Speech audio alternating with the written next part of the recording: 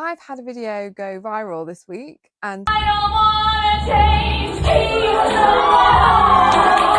has had 1 million views in the first week that it's gone up on YouTube. And a lot of people in the comments are asking how the dress was made. I'm going to show you. I made this dress for a production of the Drowsy Chaperone. And if you know the Drowsy Chaperone, this is Janet's dress for show off. And she has a lot of different costume changes through that number. And this is the final reveal.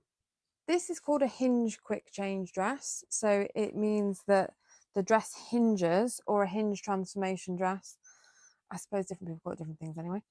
It means that the dress hinges at the waist. So you've got one dress underneath a second dress. It's all about the illusion. So then when it releases, it hinges down.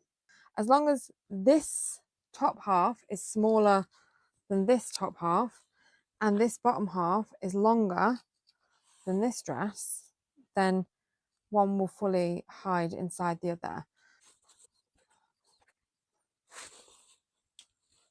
Magnet. Then we took the skirt in to make sure it still looks smooth. So it's magnet on the shoulders, and then the sides are going to be done up with fishing wire. So you need to push through the bottom seam first. So it's in a natural seam to start with. There we go. So the wire's in the first seam. And then we go through the buttonhole, through the loop in the other side, and then back through the same buttonhole and up.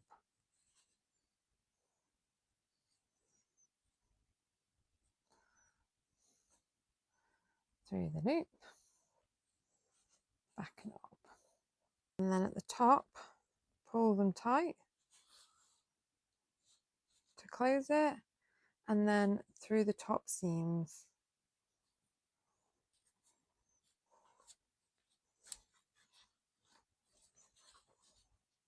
Then at the top, we had these little rings that my husband found.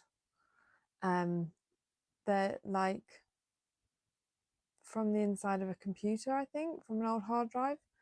So we called them our tech rings. And we found that they were the perfect sort of ring that wasn't too big or wasn't too small, because she had to hook her thumb into it on the way up and then pulled it down through.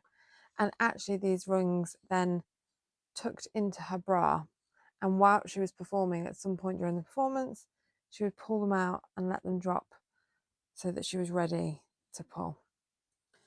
Now we're going to do the exact same thing on the other side. Because this was quite it wasn't a quick change when she came off stage, but it was not, didn't have time to sew her into the dress every night. So when I got to the theatre every night, my first job when I arrived at the theatre was to get the mannequin, which I had taken my mannequin to the theatre, and sew this onto the mannequin every night before the show, so that she was ready to take off and put on to Sarah, who was Janet in the show. And we had to make sure that the fishing wire lines were long enough here so that when she wiggled the costume on, they didn't pull all the way out, so that she still had sort of room for them to open up and then pull out again, because otherwise there wouldn't have been time to get her into this costume. When Sarah came off stage to get into the costume, we then took her off the mannequin in full, like this, wiggled it on, and then made sure that the wires at the side were where she wanted them. So wherever she needed the rings, and then the sort of nerve-wracking bit was then that we needed to trim the fishing wire, because we didn't want it too long, because she had to put her arms up and that would pull out the fishing wire. So it had to make sure that from putting her arm up, all the fishing wire was out of the seam, because if there was any fishing wire left in the seam wouldn't come apart.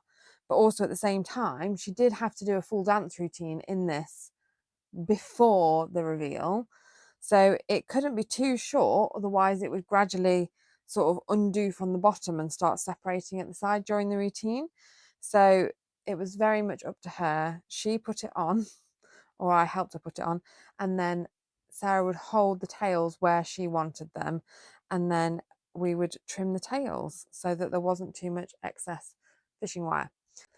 It wasn't just this dress, it was also this dress, because it was a whole number in the show. So she had this dress on over the top as well. This was done very last minute, this dress, because the first dress that was the over the top dress went wrong. So we had to do this dress very, very quickly. So we lined this dress in green around the edge so that if any of, when she was dancing, if any of the costume beneath it showed for any reason, from an audience point of view, they would just see green here. It then also has a magnetic rip away frill because the frill comes off. So that's done completely with magnets. And then it also had a clasp shoulder, and it was supposed to be, as the number went on, the changes got more complicated. So the first one was just the frill coming off. The second one, they take the dress off, but they take it off in full view so they can see that she is having her dress taken off. It's behind two fans, but the idea is that you can see everything. And it's taken off on the shoulders and dropped down, and then she stepped out of it and then was in this dress. And then this was kind of supposed to be the big reveal dress, and then obviously we had one more trick up our sleeve. I'm going to show you how this dress works, and I have got my husband Gavs here to help. He's the one that was holding the parasol with all the confetti in it. And it did take a lot of timing to get the confetti to drop at the right time, to get the dress to open at the right time, to do all of those things all in one for it to work. We definitely had a lot of rehearsals where it didn't work. And the problem with these kinds of rehearsals is obviously it takes a lot to clear up a kilogram of confetti or however much we used per show. So we're going to show you now how the dress reveals. It has magnets in the shoulders. Initially we had fishing wire through the shoulders and through the side, but Sarah, and I don't think that it's a secret, is quite blessed. So the fishing wire in the shoulders wasn't holding up. So we had to go with magnets, and because she has to do a full dance routine before this as well. This is a long number and she doesn't do this reveal until right near the end. So there had to be a lot going on in this dress. It wasn't just posing and then dropping. It was a whole routine. So we had to make sure that it securely stayed in place for the whole routine. So we had to put magnets in the shoulders. She had a lot to do in that number, a lot to do. She was singing, dancing, hitting all these high notes, doing all these different tricks, and all in a dress that she knew could come apart if she didn't handle it right. So she did ridiculously well with it. And obviously it doesn't fit me, which is why I'm not wearing it. So we're going to show you together one side because I can't really do both sides behind the mannequin. So essentially what happens is the shoulder magnets will open. So as you put your thumb, as you put your arm up, your thumb goes through the tech ring here, and then it'll go underneath the shoulder. So it goes through the ring like that and under the shoulder as you put your arms up. But she did release the magnets slightly beforehand because we had a couple of times in rehearsals where the magnets didn't release. So it was a nerve-wracking thing. And also nobody knows what's coming. 1, 2, 3. And then that's your reveal. And then she had the strings on her thumbs so that they didn't, I think she chucked the rings sometimes, but we had to go finding the rings, but we did have loads of spares. But yes, so then attached her thumbs and no one would know. If you enjoyed this video and you liked this costume, then make sure that you like and subscribe to my channel because I have loads more costumes to show you. I'm a professional costume maker and I also have some sewing tips on there and some behind the scenes stuff as well.